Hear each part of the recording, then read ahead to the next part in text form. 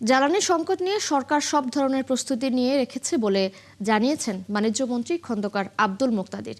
শনিবার বিকেলে সিলেটের রায়নগর দপ্তরি পাড়ায় শ্রমজীবীদের মধ্যে ঈদ উপহার বিতরণ শেষে তিনি এ কথা জানান। মন্ত্রী আরও জানিয়েছেন, রাশিয়া থেকে জ্বালানি কেনার বিষয়ে যুক্তরাষ্ট্রের নিষেধাজ্ঞা ৩০ দিনের স্থগিত করা হয়েছে। এখন রাশিয়া থেকে কেউ জ্বালানি কিনলে নিষেধাজ্ঞার আওতায় আসবে না। পরে জ্বালানি ব্যবহারে সবাইকে সাশ্রয়ী হওয়ার পরামর্শ দেন তিনি।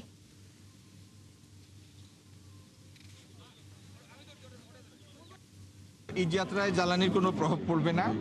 আর দ্বিতীয়ত হলো, জ্বালানির ক্ষেত্রে কেউ যেন এটা ভুল না বোঝেন, এটি একটি উপদেশমূলক কথা যে আমরা জ্বালানি ব্যবহারে সাশ্রয়ী হব। কারণ আগামী দিনে বিরূপ পরিস্থিতি হতে পারে। আমরা যেন অপ্রয়োজনীয় খরচ না করি, আমরা যেন সংযতভাবে খরচ করি, যাতে আমদানির বাড়তি চাপটা দেশ এবং জাতি অনুভব না করে।